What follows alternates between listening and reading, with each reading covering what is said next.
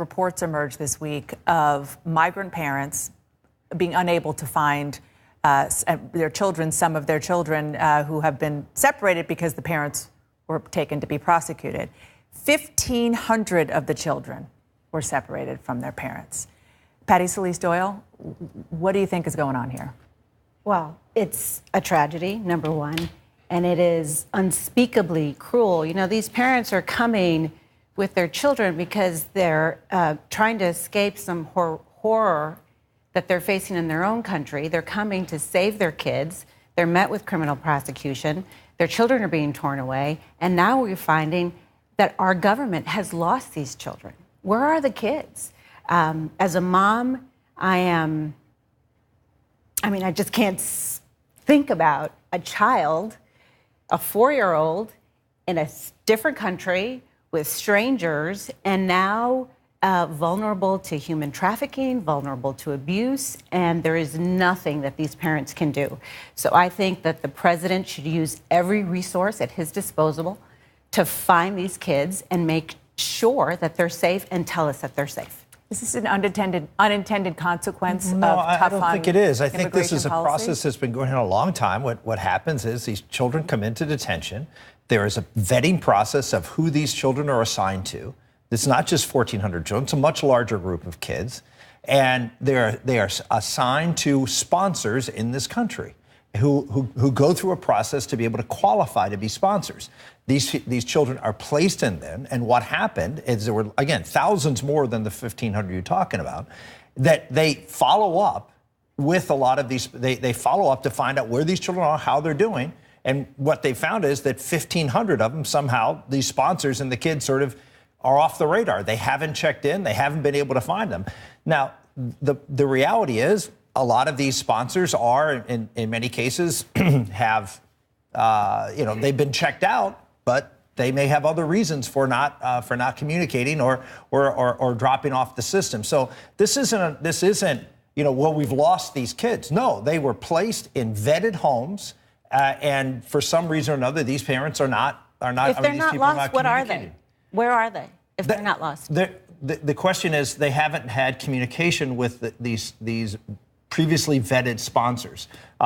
Does that mean that they're lost? No, that means that there is a process that's going on right now to try to find why these sponsors haven't checked back in to give us our location. But the idea that 100% of these sponsors are going to check in, of course, that's never going to be the case. There's always going to be a problem. People move. They don't feel, we don't have to check in anymore. We've gone someplace else. So the idea that they're, quote, lost, I think is an overestimate, is hyperbole to try to create an issue. I don't really think there is one, other than the fact that the bureaucracy, surprise, doesn't work very well. 1,500 children being lost is not an issue, then there's something definitely wrong. I think the idea that they're lost, they are placed with families that have been previously vetted. And the government has said they have lost track of them. That's another word for lost. Yeah. That doesn't mean that these kids are out. There are logical explanations. And again, we're talking about a government system, and we all know, Bill and I will sit here forever and tell you how inadequate a lot of these government agencies are at doing a lot of things. I mean, we lose people all the time in a lot of other government programs. Let me just bring in some. It's not just Democrats who are saying this. Conservatives also have been outspoken about being upset about this. Eric Erickson, who's a conservative writer, he said something quite graphic, but he said, pro-lifers, if you're upset about ripping a child out of his mother's womb, please be upset about ripping a child out of his mother's arms at the border. Responding to illegal acts with evil acts is not the way of a moral people. Amen. Look, I mean, this was an explicit policy decision by the president. We have, in fact, reporting that the president pushed the Secretary of Homeland Security to implement this policy, and Attorney General Sessions was for this too, as a deterrent to mothers or families bringing young children across the border. So that's a policy decision by the president. I don't think I wouldn't defend it, but he made that decision.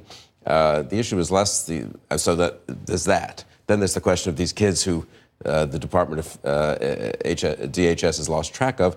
But I think, yes, I mean, so Rick gave it the most reasonable sort of semi-defense of the situation, which is more than the administration has done. And if this happened in any normal administration, the president would put out a statement saying, we don't quite know what's happened here. We're looking into it as fast as we can. I've ordered the Secretary of Homeland Security to give me a report by Monday morning. The Secretary of Homeland Security will be on television saying, we care a lot about these kids. We want to make sure this is okay. Congress would be having hearings and deciding whether to pass legislation. But what's most striking, we'll see if Congress does something when they get back. I think they should.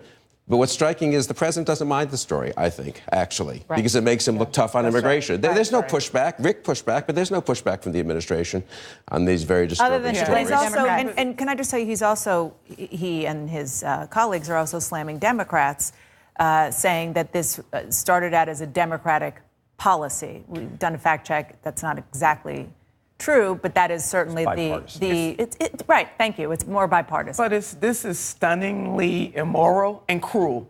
So whoever started it, this president and this administration has the power to stop it. And to Bill's point about this president going the extra step through policy and the fact that we're having that some, particularly him, has a cavalier attitude. I want all of us to put ourselves in the place of those mothers or those fathers, or as Patty was, we're both mothers. I mean, I can't even dream of a situation where my son would be torn from my arm. With all due respect, these parents are putting their children in peril by putting them they're and coming trying across to the border. escape peril. They may or may not. You don't know their situation. Some may be. Some it may just be an economic issue. There may be all sorts of reasons people come here. To me, that's not the point anymore. It is the moral. No, the point is the point because you want to discourage that behavior. The point is that we have children's lives at stake here. But the parents are putting their children's lives at stake. Let's get to the bottom line. No, the point is that the parents are putting these children in danger by doing what they're doing. America has a moral obligation to those kids that is larger than what the parent may have done. The moral obligation is to deter that type of activity. And the children be damned? The children be damned? Not be damned. You can at some point, the parents have to take responsibility for their children. We're going to use the children as a pawn, though. At some point, parents have to take responsibility. Bill Crystal, go ahead. You want to get in? I just say, one can believe that some of these parents may be behaving irresponsibly. One can also believe that as a matter of policy, it is unwise and cruel to take their kids away from them. And there are other ways you can punish. We take kids away from parents who do illegal acts all the time, and we put parents in jail. We don't lose. We're not. Right, we don't lose. Exactly right. I guarantee What's the excuse for losing these children? Patty, that millions of kids over the course of this country whose parents have been put in jail have been, quote, lost in the system. And you know that to be true. We can't justify this. It cannot be justified. And this president is going the extra mile to push this narrative. Should there be? I wish you had the outrage for parents who were jailed as much as you have outrage for what's going on here. Kamala Harris and others I have outrage for. I have outrage about a whole bunch of stuff. So if we want to go down that line, we can. Okay.